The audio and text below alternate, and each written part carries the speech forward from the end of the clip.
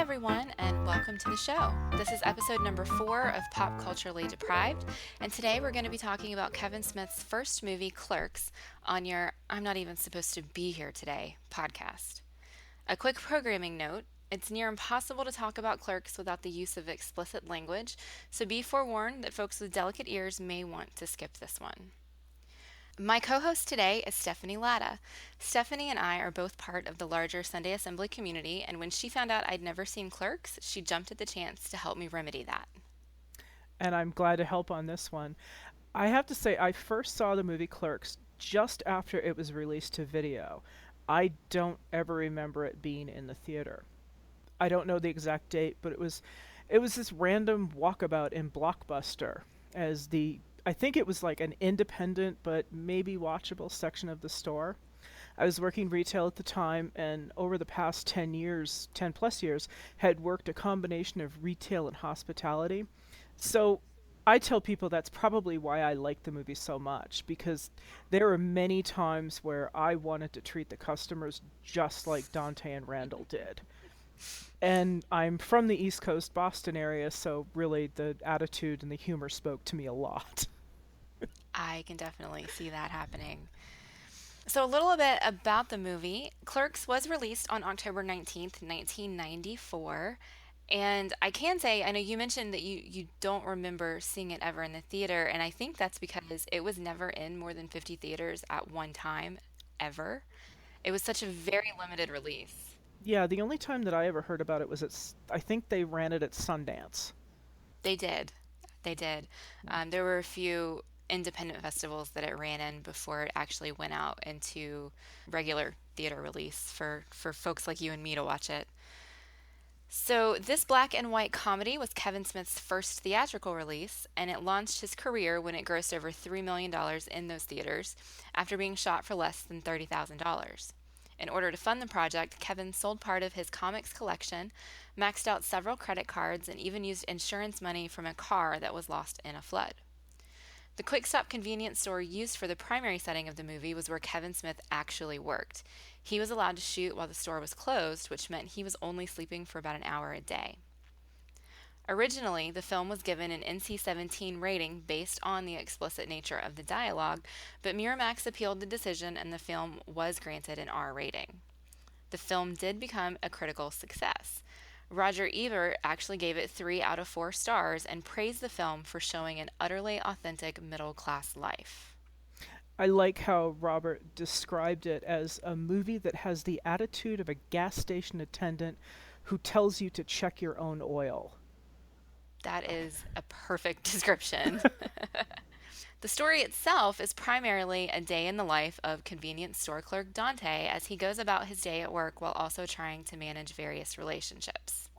I think we had spoken one time about, retail, or we read it in the notes about he can handle most anything. And I've got to tell you, it's just one of those things where you're in retail or in the hospitality business where it doesn't matter what comes your way. It could be dead people in the bathroom, the cancerous lung on the counter, the annoying customers we'd like to spit on, or the people giving blowjobs under the dining room table in the restaurant. You learn to handle whatever is thrown your way. And yes, that actually did happen. I am so sorry. It was not fun to break up. Well, this movie actually came out when I was in middle school, so more than likely I probably just wasn't allowed to watch it when it came out. And then as I became older and entered high school, it wouldn't have appealed to me because I absolutely hated stupid humor. And this movie was a movie that I assumed was nothing more than stupid humor. And so I don't even think I ever picked up the movie case to read what it was about because I just assumed this is stupid and I don't want to watch it.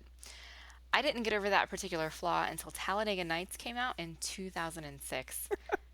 Now I love stupid humor. And I refuse to watch Talladega Nights because I can't stand the stupid humor. Fair enough. I was actually living in Denver when Talladega Nights came out, and I was extraordinarily homesick, and I think that contributed to my love of that movie because technically it took place in North Carolina, That and I just fell in love with it. that would explain it then. So, before we move into our actual discussion, I have to let you know that you have the distinct privilege of being the first guest to talk about a movie with me that I utterly hated. I guess I do live a privileged life. I honestly don't think the movie is for everyone, but it's good that we discuss it. I may be able to convince you otherwise. I know that there are a lot of movies that like I will like but my husband doesn't like. Sometimes it's our age difference because he's 10 years younger than I am, and other times it's a cultural issue.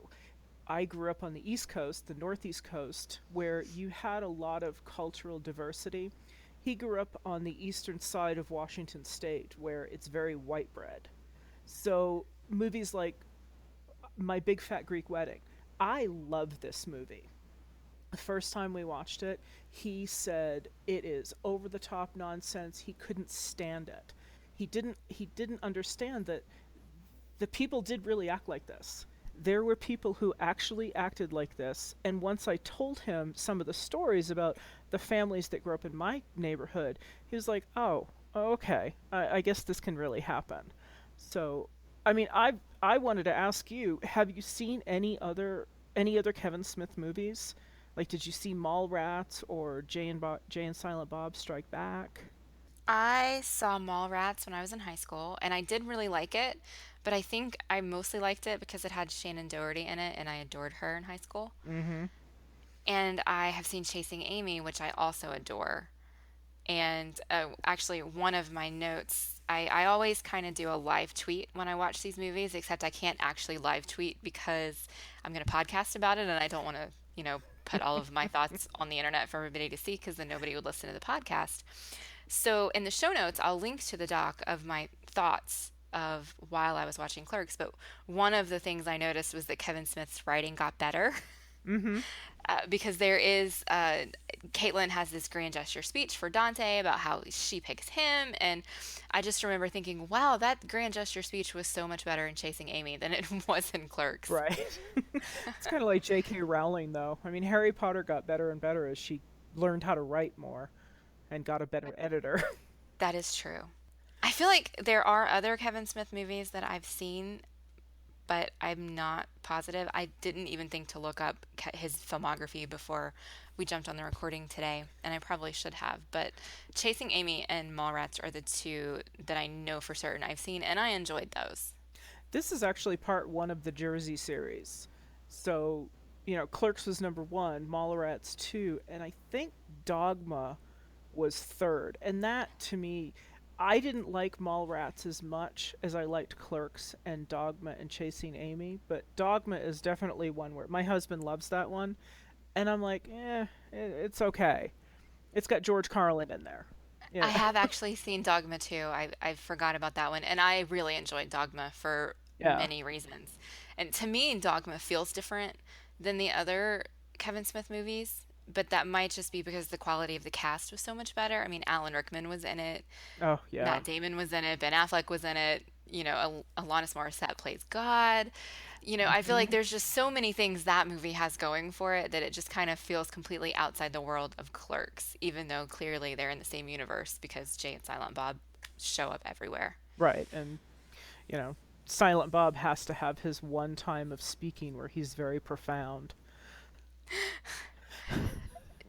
Although I And right have you to are. admit, yeah, Jay and Silent Bob Strike Back was probably my best. That is the one that I like the most because it's not one but it's two different times. So, yeah. I dislike Jay. Silent Bob is fine, but that's mostly just because he doesn't talk, so I can't really hate him. But every time Jay opens his mouth, I just want to punch him in the face. I understand that. It was funny because he plays this stoner and I know that that's how I've heard stories that that is how Jason Mewes is now, where he's a stoner. But somebody was telling me that in the beginning, he was what they call one of the, I think it was the straight edge, did not do drugs, did not drink, had like vowed for this life of being clean of all those other things, and somehow just went away from it. But then again, Kevin Smith was a non-smoker until he made this movie, and now he's 2 packs a day. Right. It's crazy what movies will turn you into. So let's move on to kind of a beat by beat discussion of the movie and kind of what happens and the structure of the movie, I guess is probably a better way to talk about it, Hmm. since Kevin Smith had a very clear thematic structure as he put this movie together, and he was so helpful in giving us title cards throughout. I, yeah, the chapter headings that kind of pop up there on the film, it people have referred to this, Dante is the main character, and gone back to Dante's Inferno, and there are 9 levels of hell, the 9 rings of hell that he has to get through. And I thought when I first started watching this again, well, maybe there are just 9 chapters, and there's a whole lot more, but I'm not sure how the two go together. The first one is the first card that pops up is vilification. And I know that vilification is bad talk. And so, it's when you're speaking bad of someone else or about a thing. And the first thing you see is the Chuli's gum guy that tries to start a riot in the middle of the quick stop.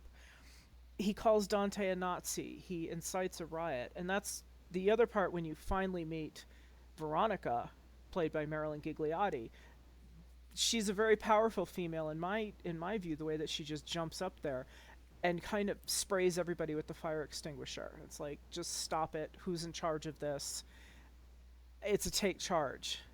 And that's interesting to me of how Dante comes up against, he's a wimp. I don't know if you felt that way too, but the man is a wimp. And I'm surprised he can actually get out of his own way. The very second thing that I wrote in my long list of things I thought while watching this was, holy crap, does Dante Dude as whiny? And I think that can definitely correlate to thinking he's a wimp. Yeah. Well, he's very whiny, and the thing that I thought about was, how did he end up with somebody as confident as Veronica? I wondered that myself. In this scene, I really liked Veronica. This is really the only scene that I liked her when she was on screen, but it's because she came in and she got stuff done. Mm-hmm. She shut it down and she got the guy out.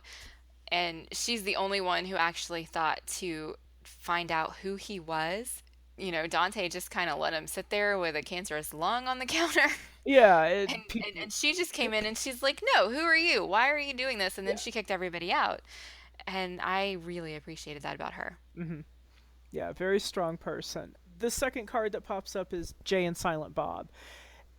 It's just introducing the characters. Here they are. They're everyday people. They smoke a lot. They sell drugs. They stand outside the convenience store. But it's funny because Kevin Smith was against smoking, but then he made this movie, and you can tell he doesn't know how to smoke. But now he's a 2 pack a day person, and that's. Well, when you're only sleeping an hour a day, you're Mhm. working a full-time job and shooting a movie, eventually I think you're just gonna forget to fake puff on those Yeah. cigarettes. I mean, I feel for the guy with what he went through to get this done, and what people do for their passions is amazing. I can give him credit for that. Yeah. The, he definitely got into character. Method acting, I believe we call it. Randall is the second one introduced there. Actually, I'm wrong on that. He was really number 5. He got his own card, just like Jay and Silent Bob did, and it was just. It, it's funny to me because Randall just doesn't care. Dante cares too much, which we see by the fact that he's not even supposed to be there today, yet he went in. Okay, fine, I have to be here. Randall comes in, he's like, screw it. I don't care. I'm here. I hate my customers, but it's paying me money. He, Except he how many times did he just close the store in the middle of that oh day? yeah, I mean, like 3 or 4 times. The store's just closed and there's nobody there. yeah, and it's funny because Dante is so much give me some semblance, show me some semblance of managerial duties, and Randall's basically fuck you, and your managerial stuff. I don't care. I don't care about the customers. That's pretty evident. He closes it up. He doesn't care. He'll inconvenience everybody. If I had to pick one character that I actually liked, it would be Randall. Hmm. And I I think I I don't know that I actually like him, but I don't hate him as much as I hate everybody else. I'd have to agree on that. We're in agreement. A couple scenes later, you get a pop up that says purgation, and I think that I'm pronouncing that correctly. And I know that it's like a cleansing, and that to me is where Randall endeared himself to me when he just went off on a customer. And I think that's where the guy was standing at the counter and he was just, do you mind if I read this newspaper here? Well, you want to say no. I mean, get out of my way. I don't really want you here in front of me. But he did, and I think he made a comment and Randall just spewed coffee all over him. And I know me and probably 40 other people that I know that worked retail wish that we could do that almost every single day, especially in Christmas season. You know, it's like the people come in, the stupid questions you get asked, it's like you just want to go off on them. And Randall was able to. I liked that. That is actually probably my least favorite part of Randall. But that's just because I want people to be kind and nice Yeah. and compassionate and that's not right. I'm very big on customer service. Hmm. Even in my job that I have now, I like to say that my job is to make everybody else's job easier and that my job is to get stuff done. And the only way to do that is to provide excellent customer service. And neither Dante or Randall know how to do that. I feel like I'm too old for this movie. I do. If I had watched it when I was in high school first, I may have enjoyed it, but I cannot stand right now people who do not have a work ethic. And it can be argued that Dante does because he still went in, but he whined about it all day. I cannot count the number of times he said, I'm not even supposed to be here today. And if he really had a solid work ethic, he'd just shut up and do the job. Well, and he doesn't. He goes along with Randall. Let's close down the store and go to a funeral. He goes. No, Right, we right. can play hockey. We'll just play it on the roof. Close down the store. Okay, he closes it down. He's a follower. I think. Did you see? Do you remember in the beginning the cash register had a sign on it that said, "If you plan to shoplift, let us know." I did notice that, yes. And I think that is to me. It perfectly explains the two of them. It's like we're tired, we're bored, we don't get paid enough. We joke sometimes in the business about, oh, I can't make that decision. That decision is above my pay grade. And to them, it seems the same kind of thing, but instead of above my pay grade, it's almost like I'm not going to bother to do it. It's under my pay grade. It's not above my pay grade. I don't even want to denigrate myself to have to be nice to people. Right. I did have higher hopes for Dante when the movie started because he did have the forethought to make the sign when he couldn't open the shutters. And so he painted with the shoe polish on the big Hmm. sheet or whatever and hung it up to let the customers know that they were actually open. Someone who didn't care wouldn't have thought to do that. And so when he did that, I was thinking, oh, wow, he's a quick thinker. He's getting stuff done. This is going to be great. And then he just let me down. And then he sat behind the cash register doing his girlfriend's nails with a sign that said, take change, make change, be honest. Right. I don't understand how neither Dante or Randall have jobs. How have they not been fired? But I guess, on the other hand, Dante's boss said he's coming to work and then he went off to Vermont. So Dante's learned it from somebody, right? Yeah, and he's learned it from somebody, and it was clear to me that the boss was in Vermont when he called him that morning. Right. So, I, it, I mean, it kept going through with all the pop-ups, and some of them had a lot to do with what was about to happen, but some of it was very vague. Harbinger. Okay, we meet the guy who dies in the bathroom. The guy comes in, he's annoying. What kind of toilet paper do you have? Can I have something different? Can I have a magazine? Fine, just go, get away from me. And then later dies. The lamentation is the last thing that comes up, and it's the closing of the store. It's really it speaks a lot to how Dante sees his life. This is what I'm going to do. This is all I'm going to do. I don't have any other skills but coming to the quick stop and treating customers badly and just getting through the day. I don't know if you picked up on that also, but I didn't, but that's mostly because I had stopped paying attention to the cards at that point because I was just trying to get through it. Yeah, what was it? Yeah, lamentation, catharsis, and denouement. And I never know if I'm pronouncing that wrong or not, but That's how that's I the problem pronounce with it in my head. yeah. So, Well, that's the problem with having grown up reading all the time and not talking to people is I pronounce things differently sometimes. I I think we can both agree that the acting on this was terrible. It, yes. it Randall was the only one who seemed to know what he was doing. Randall and the angry customer in the beginning trying to get into the video store to return the tape, but it wasn't open. That one I don't even remember. I just remember thinking, this is horrible. I felt like you were just videotaping two random people having a conversation that they were reading off of posters. Hmm. Is really what it felt like. And And some of I the eventually got used to it because it never changed throughout the whole movie.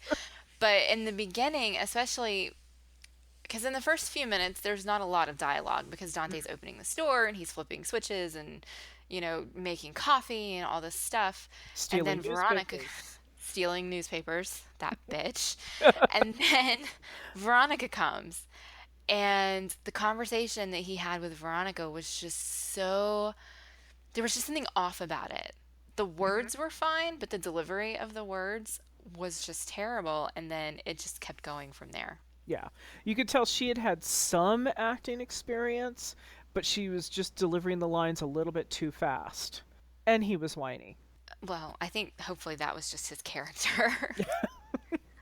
But I felt, whenever you watch television commercials for local businesses that you can tell there Yes. was really no budget and they're filming it actually in the office of that car dealership and it just sounds wrong. Hmm. That's how this whole movie sounded to me. And we can't afford an actual actor, so we're going to use the owner who gets scared whenever they're on camera. Yes, but he he did shoot it for less than $30,000. So I can appreciate that he got what he did for that amount of money. And all of the people were his friends. I mean, it's I know that we're both fans of Joss Whedon. And one Yes. thing that Joss Whedon has proven that if you're a friend or if you're in one of his movies, you will have a job for life. Right. There's not a problem. And Kevin Smith is the same way. So every single one of the actors in this film were one of his friends, with the exception of the angry man in the very beginning who was trying to return the video, but Randall was late and hadn't gotten the store open yet. And the lady, the milkmaid lady, that was his mom. That was Kevin Smith's mom. There was another lady in the beginning. Yeah, there was another woman in the beginning who manually manually masturbated cows for artificial insemination. That was his sister. That was Kevin Smith's sister. So everybody he had known, I mean, people that picked up more than one, the guy with the eggs, the guidance counselor with the eggs that the other woman talked about, the one that masturbated animals, he was like three different characters.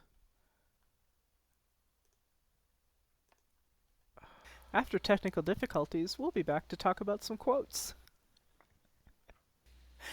I think one of the things I really the not one of the things, but another thing I liked about the movie, the movie is about dialogue. It's not about the acting, as you can tell. It's about the interchange between the characters. And some really great quotes came out of this. The first one that always stands out for me is the job would be great if it wasn't for the fucking customers. I can't even tell you how many times I've uttered this to my boyfriend, to my now husband, to other friends, sitting there having drinks after work going, what the fuck? What the actual fuck do people. How are these people walking around without supervision? I can appreciate that sentiment because I did work retail briefly after college. Actually, I was an assistant manager at a dress barn, and clothing retail customers can be just as stupid. So I definitely can appreciate that. Yeah. And the randomness of the people's questions. Do you have that one with the guy who was in that movie that was out last year when Randall in the video store getting those kinds of questions? Do you have any new movies? You're standing right in front of them. Even now, it's like I will send out a memo for something and say, this is what we're doing. And nobody will read it. They'll come back and be like, hi, what is this meeting about? I don't understand your document. What is. Really? Read it. That happens to me on a daily basis. As a matter of fact, that happened to me today. Mm-hmm. I am on holiday from work, of course, until the new year, but I still get my work email goes to my phone. And I'm trying to get some tech support done for our database, and I was very specific in my questions with specific records in the database. Here's the information I'm putting in, here's the data error that it's giving me. And the email response I got back today was, can you give me a specific record that you're working in to get this error? Mm-hmm. And I just had to put my phone down and walk Yep. away. I've put in trouble tickets before to another company, and in computer, in software testing, it's always steps to repeat.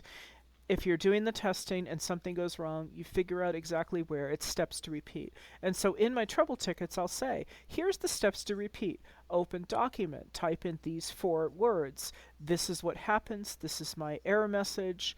If I hit OK, this is what happens. If I X out, this is. And I'll put in the ticket, and the first thing they do is bounce it back over to my side of the court saying, please include steps to repeat. Oh, This job would be great if it weren't for the fucking customers. absolutely. Absolutely. I 100% agree with that. So my husband and I toss one of the other lines back and forth. At one point, Dante says, "You hate people," and Randall says, "But I love gatherings. Isn't it ironic?" And my husband is an introvert. I am not. Yet there are some times where it's like, I don't like people. He's like, but you work best in gatherings. That's ironic. Yes, you're right. I feel like that's me described to a T there. I am very much an introvert, but I also like to be the center of attention. Hmm. I mean, I just created my very own podcast. Of course, I like attention. Well, and I think But in Sunday Assembly we both played the MC. So. yes, absolutely. And I do hate people. I hate people about 98% of the time, Mhm. but I still love to be in situations where there are a lot of people. It's weird. No, it's not weird. Totally understandable. I'm an extrovert, and there are some times where I just want to hide in my bed. I'm going to create a pillow for it and a blanket for it, and I'm just going to stay here for the day. But I like to be there. I like to tell the stories. My husband says I'm a bard because I like to tell stories. So I I do love the gatherings. There were two quotes from the movie that stuck out for me. I went through my list, my thoughts, and there were actually only two, apart from I'm not even supposed to be here today, which only because he said it so many times So got many. mentioned in my doc. There were two quotes that garnered a mention. The first was, what kind of convenience store do you run here? Because that's basically the whole movie in a Hmm. single line. Yep. I run the kind of store where I don't care about you. Please just give me money. Yes. Yes. And the second one was one of the reasons why Randall is my not least favorite character. He was yelling at Dante and he said, "You're going to sit there and be miserable because you don't have the guts to face change." Hmm. And I True. was just like, that's exactly right. Yeah. And he even Dante even says, I don't handle change well. It's like, you're right. You do not. Everything about this movie evidences that fact. Yes. Uh, And side note, my very next thought after that quote was Dante is a terrible human being. Just do with that what you will. yeah. But that's where I was on that. Well, it goes back to our Dante's a wimp. Dante is very much a wimp. He's everything I hate in men. I'm trying to think if there's another character in a movie that I hate as much as Dante.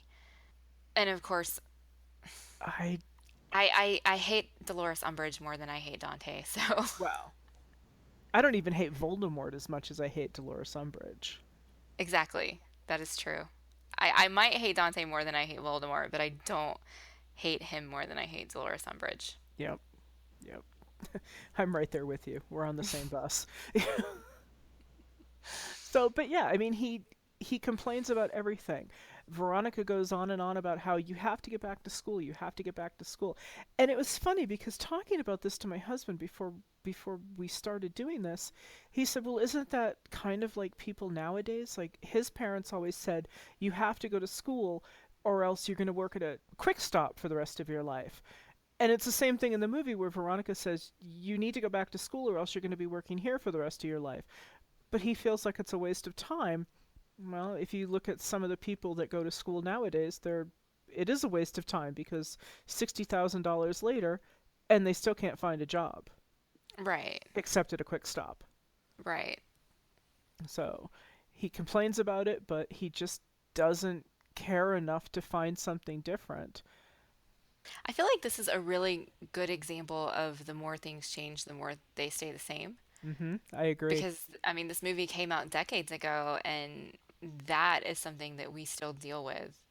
Well, and I think, in the beginning we talked about how he's whiny and just no ambition and Roger Ebert that said movie the attitude of a gas station attendant.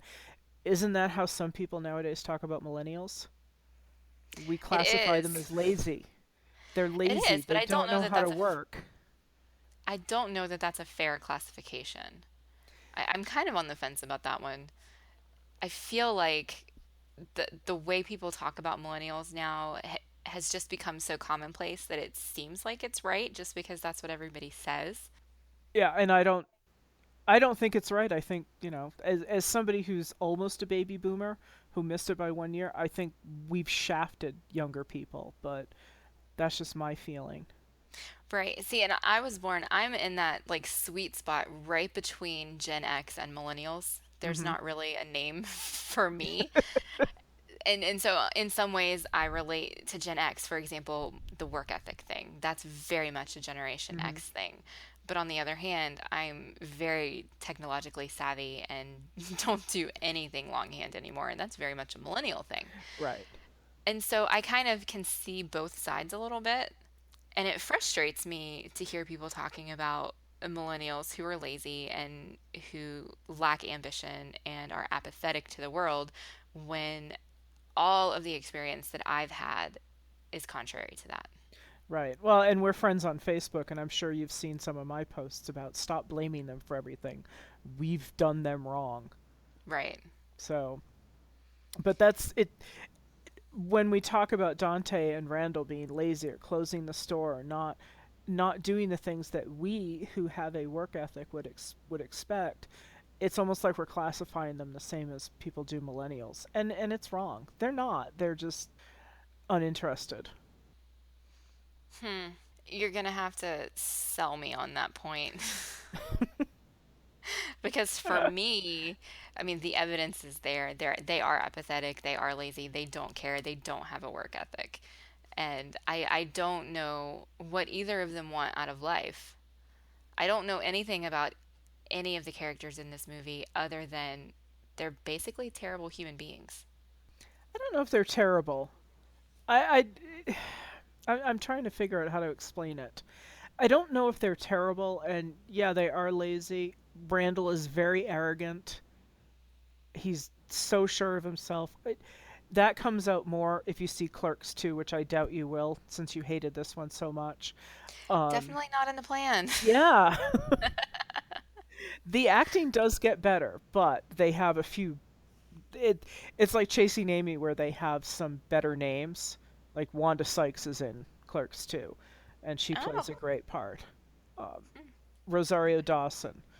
And then they do a Michael Jackson dance or a Jackson 5 dance, so that's always good. I kind of want to see that now. Yeah.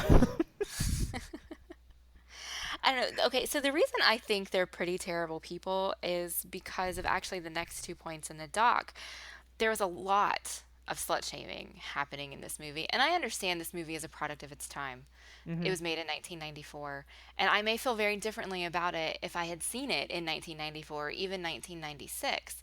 But watching it in 2016, I have a very big issue with all of the slut shaming that was going on in this Hmm. movie, both from Dante and from Veronica. Right.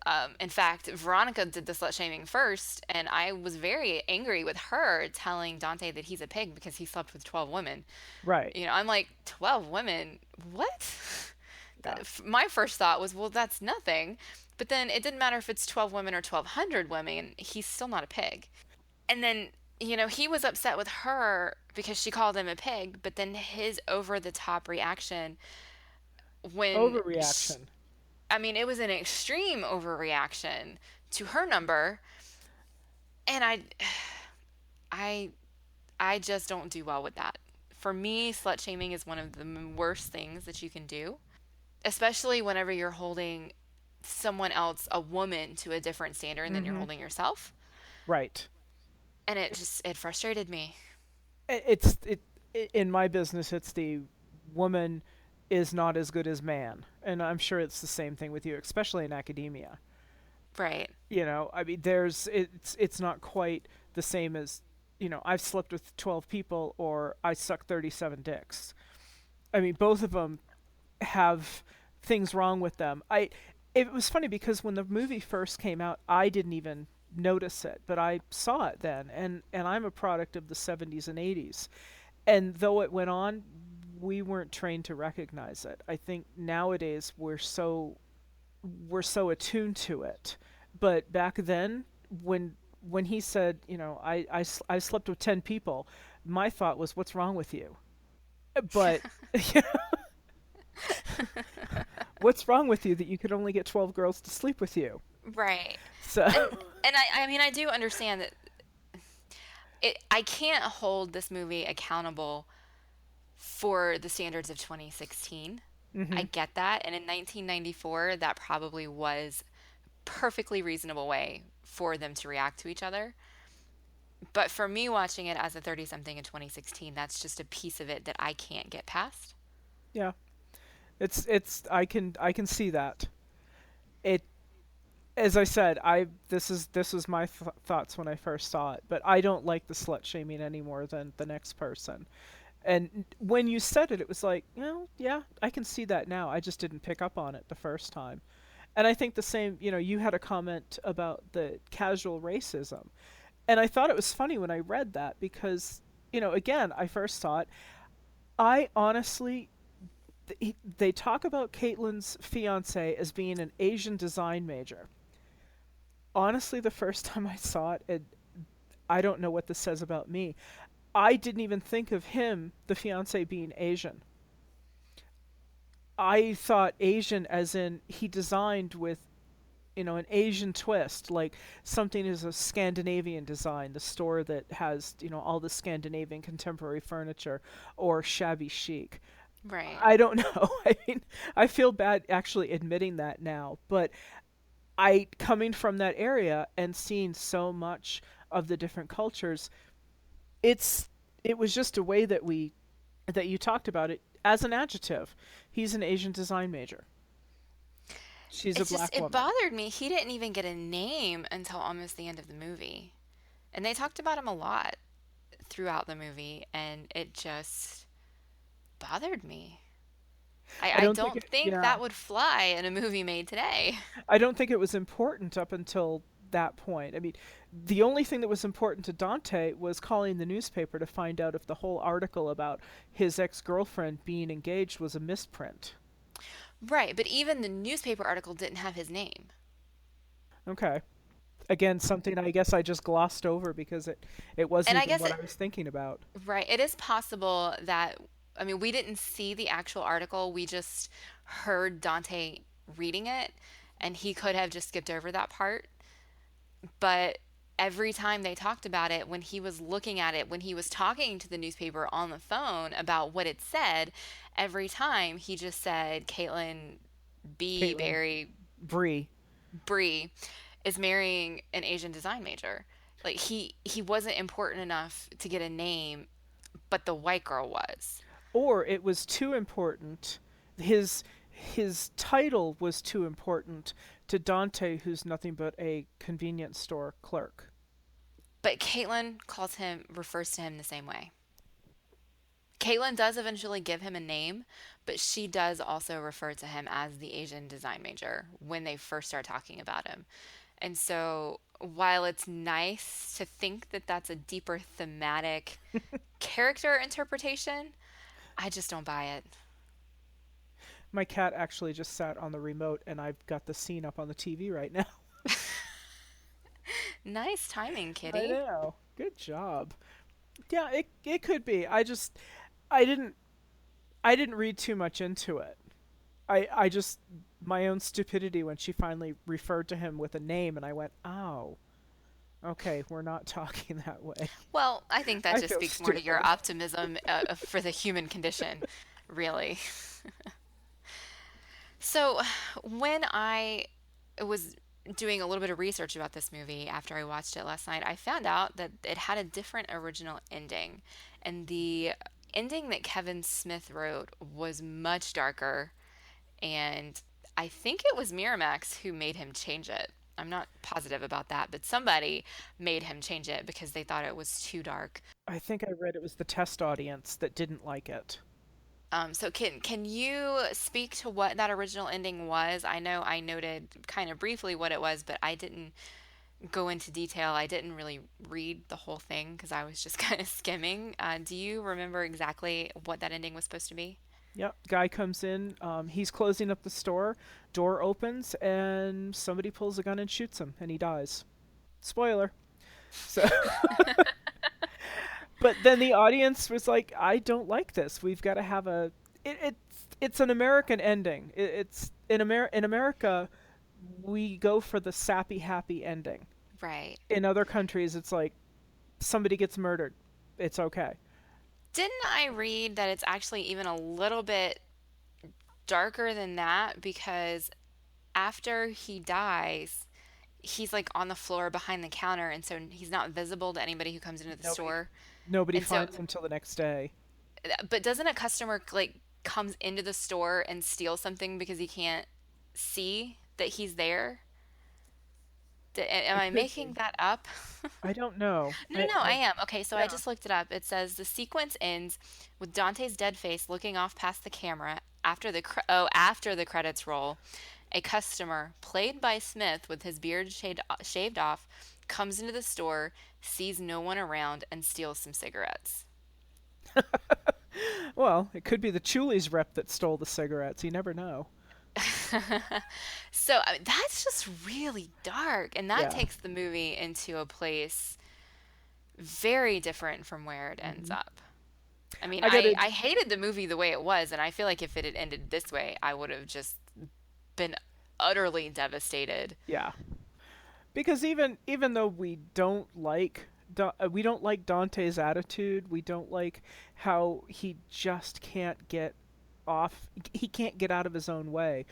To think that he died, I think is bad. I saw actually in the CD they have the original ending. And so So you've seen it. I've seen it and I didn't like it. I liked the part where okay, we are happy. I've got to admit I like my movies to not imitate life all the time. Well, I I want don't know happy. that Dante actually had a happy ending though, because he ends up with traumatized Caitlin, who I don't think is ever going to get over what happened to her. And And Randall then, broke up with his girl. He made him break up with his girlfriend. right, so he doesn't have Veronica anymore either, which more power to her. I mean, Yeah. I was pissed off at Randall for what he did Oh yeah. because it wasn't his place to do that, but more power to her for, you know, being strong enough to tell him what she really thought. Yeah. But he didn't have a happy ending. He ends the movie worse off than when he Well, started. but he and Randall went back to just being the friends that they are. They cleaned up. They fought. They cleaned up. Okay, I'll see you tomorrow.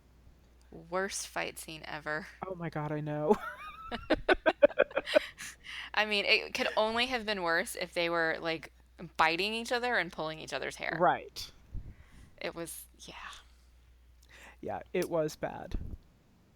Okay. Well, do Okay. you have anything else that you want to say to me about this movie to help change my mind? I don't think so. I don't think I'm going to change your mind. I I think maybe we come at it from two different places and it could be a cultural thing. I enjoyed it because of the witty repartee, the lines going back and forth, the quotes, and I think just because I'm from that area of the country, I had a little bit more understanding and tolerance Well, for. but and you also saw it shortly after it came out, and Right. so you definitely do come at it from a different place than I Hmm. do. I do believe that if the me that I am now saw this in 1994, I probably would have liked it. Now, the me in 1994 was only 12, so I don't think she would have liked it. But 30-year-old me in the 90s probably would have liked Right. it. I will grant you that. Yeah. I can't do it now. But I just realized there was one scene in the movie that I did like, and we haven't talked about it. The Star Wars Nerd Fest, Yes. when Randall is talking about in, is it Empire Strikes Back? I think. Oh gosh, I'm gonna lose my Star Um, Wars cred here. When the it's second Death Star gets blown up. right. That's Lando. Right. Or is And that the second or third? Oh, my husband will I'm divorce me if I don't remember right. this I totally correctly. just lost all of my Star Wars cred I there. know. I think it is The Empire Strikes Back when this happens, but I'm What I'm I've not. learned, what I've learned is most nerds like The Empire Strikes Back better than any of the others, and so that's probably the one that it is. So Randall goes on this diatribe about how it wasn't a good thing for the Death Star to be destroyed because the first Death Star wasn't completed or was already completed. So the only Hmm. people who were on it were the Imperial soldiers and the higher ups in the Alliance. The bad And so, guys. yes, it was just, staffed, manned by the bad guys. And so it was fine that they all died. But because the second one is still under construction, it's full of contractors and construction workers and all of the people who have been basically conscripted by the Imperial Army to work and to build it. And so when it blew up, lots of innocent lives died. Right. And I just loved that scene. I don't know that I agree with him because I agree more with the roofer who interjected and said, Hmm. we have personal politics and we know who our customers are. And, Right. if we're against what they're for, we're not going to take the job. But on the other hand, I did just see Rogue One and But, if you work for Tony Soprano, you know what you're getting into. right. But Galen was pressed into to work, and Mhm. the entire world thought he was a bad guy because of it, because he played along. But at the end of the day, he wasn't really. Right. So I'm on the fence on that one, but I am also kind of like Mr. Spock, the needs of the many over the needs of the Mhm. one. Which, And so more people were saved by killing the Death Star or blowing up the Death Star. But it was such a nice moment in the movie that my heart appreciated it. yeah, it's funny because I met my husband at a Dungeons and Dragons gaming convention, and so one of the genres was Living Force. And Living Force being the Star Wars based role playing game. And I had seen so many of these conversations just all over the place. I mean, people get down, it's like the down and dirty of talking about the philosophical minutia, and that probably came out completely wrong, but I've seen so many of those conversations that when it happened, I just keep bursting out laughing every single time. It's like no, and these people, and how did they think, and if you look back into the first one, and this was said, which leads us to, it's like, oh my god, shut up. So but Right. yeah, that was a little nerd fest. And if you ever watch Clerks 2, there's another one, and it's Randall on a diatribe. Okay, now you're So, making me want to watch Clerks too, and this is terrible because Clerks was a terrible movie. Maybe, Maybe I'll just send you individual scenes of things that happen and you don't have to suffer through the whole movie. I don't know, give me a year or so to like Okay. just cleanse this one from my palate before I think about Clerks 2. But I will say one of the things Clerks 2 has going for it is that, I mean, it came out what, in 2013? Mhm. The acting's better. So by 2013, the budget was better, the acting was better, the writing was better, the production was better. I can get behind all of those things. And Dante still has a thing about nail polish and doing his women's nails. Is he still whiny? Yeah. Okay, yeah, see, but that might be enough to just kill it all. Yeah, might be. I'll maybe we'll just discuss individual scenes because Maybe. there are some good things, but the end of it, it's like, oh god, okay, whatever. So Well, it's not as dark as Dante getting shot up and killed, but it's the stupid humor, and right. it's the boy locker room humor that will really it turned me off, and not a lot would turn me off about it, but that was whenever I watch it again, I just kind of stop or I fast Okay. forward through that one area. Right. So Well, it's not completely off the table, but don't hold your breath. okay, Okay. I can definitely I will be hopeful, but won't be expecting. Okay. But we'll talk. Maybe we'll talk about it again when if you do watch it, if and when. If and when I do watch it, you will be at the top of my list of people that I tell. I promise. All right. I'll be looking for that. Well, I'll be back next week with another episode of Pop Culturally Deprived after I watch Ferris Bueller's Day Off. Until then, please remember to rate and review us on iTunes. If you want to get in touch, you can follow me on Twitter at Mandy K. You can email me at mandyk@popculturallydeprived.com, or you can comment on this post at popculturallydeprived.com. You can also find Stephanie on Twitter at Lady Steffalata, where she lazily retweets others. I will also have a link to her Twitter handle in the show notes, so I don't have to spell that for you. Until next time, I'm Mandy K. And I'm Stephanie, who will absolutely bring you lasagna at work.